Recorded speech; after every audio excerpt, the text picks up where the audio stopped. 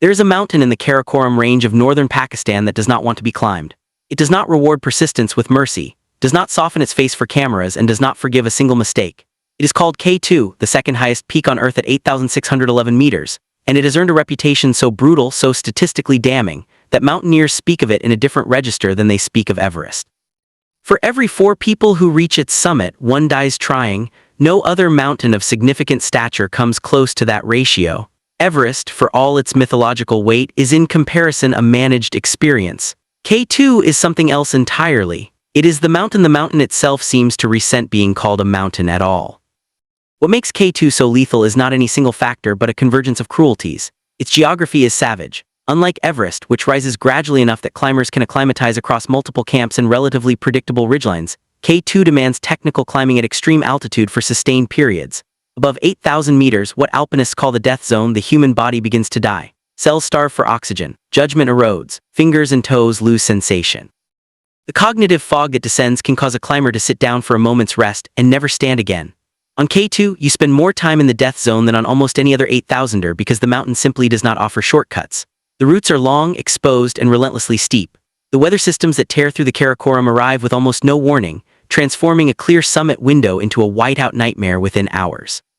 And then there is the bottleneck, a narrow couloir of ice just below the summit that funnels climbers beneath a massive sérac, a hanging glacier that creaks and groans with the potential energy of thousands of tons of ice.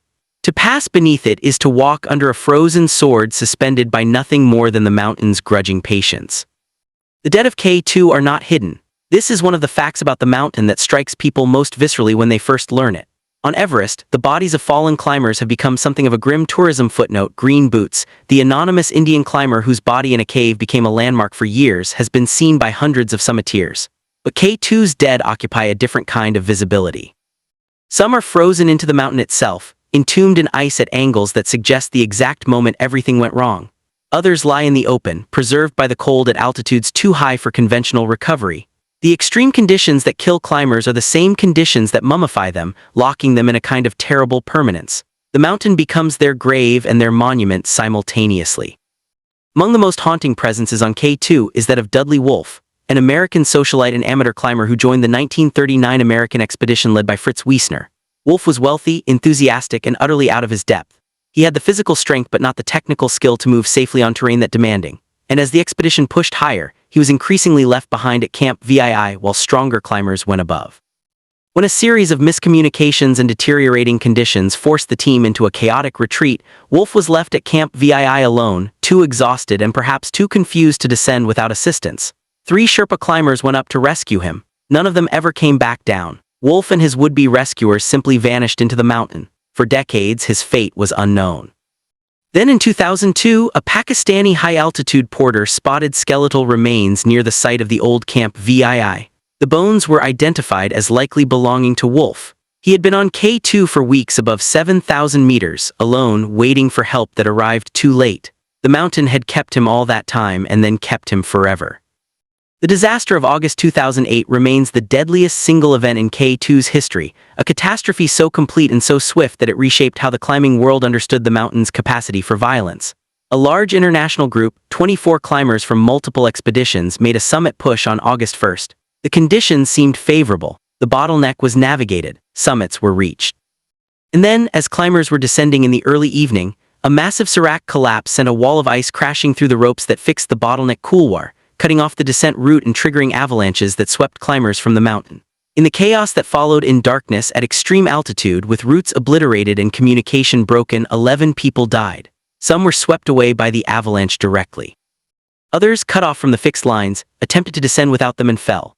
Some simply could not move fast enough in the dark and the cold, and the mountain took them in the night. The survivors who made it down spoke of scenes that defied description, watching teammates disappear in curtains of falling ice, hearing voices in the dark that gradually fell silent, making decisions in the death zone with minds so oxygen-deprived that memory of those hours remains fragmented and dreamlike. Among those lost in 2008 was Ger McDonnell, an Irish climber who had just become the first Irishman to summit K2.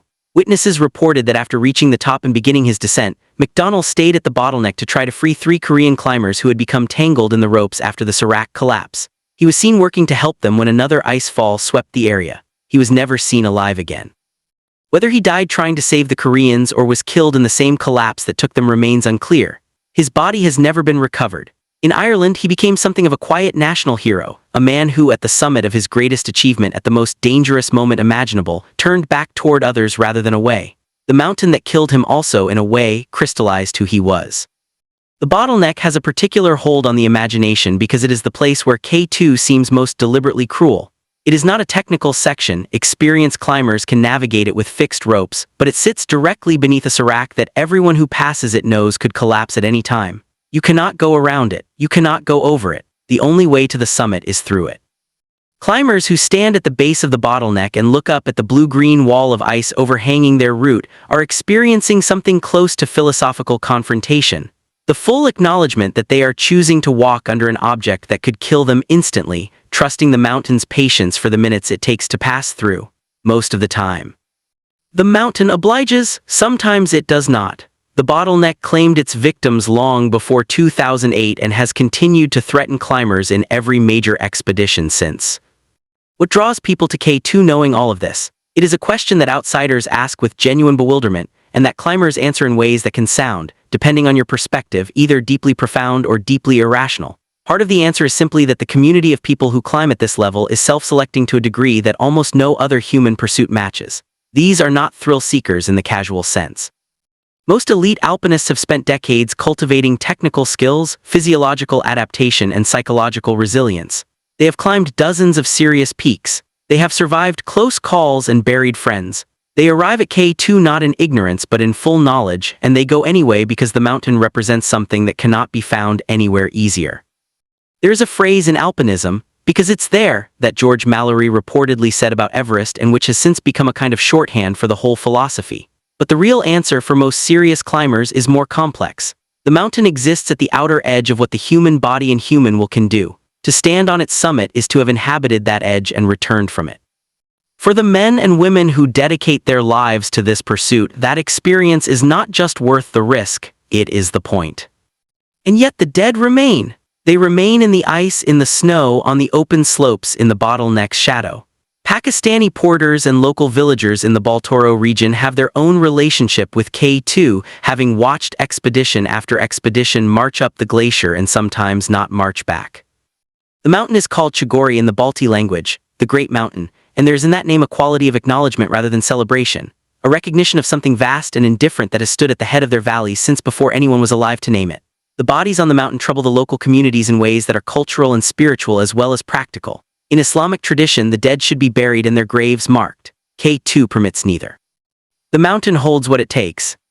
There have been efforts over the years to recover bodies from K2, and some have succeeded at lower altitudes where access is possible. But above 7,000 meters, recovery becomes so dangerous that it effectively trades one life for another. The mountaineering community has largely arrived at a difficult consensus, that the mountain is the grave, that retrieval is rarely worth the cost, and that the dead should rest where they fell. This is not a comfortable conclusion. It requires a particular kind of moral acceptance, that the choice to go up carries with it the possibility of permanent residence. Most climbers who go to K2 have told their families this. They have written letters, made arrangements, said in explicit terms that if something happens, they do not want a rescue attempt to risk other lives for the sake of their body. It is a remarkable thing to have to say out loud. It is also the only honest thing. The mountain will still be there long after every climber alive today has died by other means. It will hold its dead in ice that moves imperceptibly downward through centuries, slowly transporting them toward the glacier below where, in geologic time, they will eventually emerge. Some of K2's oldest victims may one day reappear at the base of the mountain, returned by physics to a world that has entirely forgotten them. Until then, they are part of the mountain, and the mountain is indifferent to what we make of that. It does not grieve, it does not commemorate, it does not warn. It simply stands impossibly steep, impossibly cold at the top of the world's most unforgiving range, waiting for the next season and the next group of climbers who will look up at its dark pyramid shape against the sky and feel, despite everything they know, the pull. That pull is perhaps the most honest thing K2 teaches us about ourselves. We are a species that climbs. We have always climbed out of trees, over mountains, toward anything that looked like the edge of the known world. The fact that K2 kills so many of the best among us and still draws the next generation suggests something fundamental about what we are and what we need. Not comfort, not safety, not the reasonable management of risk. We need to stand somewhere the world did not make easy to stand, and we need to know we did it ourselves. K2 offers this at the highest possible price, and people keep paying it. The frozen dead on its slopes are not a warning. They are, in the most terrible and honest sense, a testament.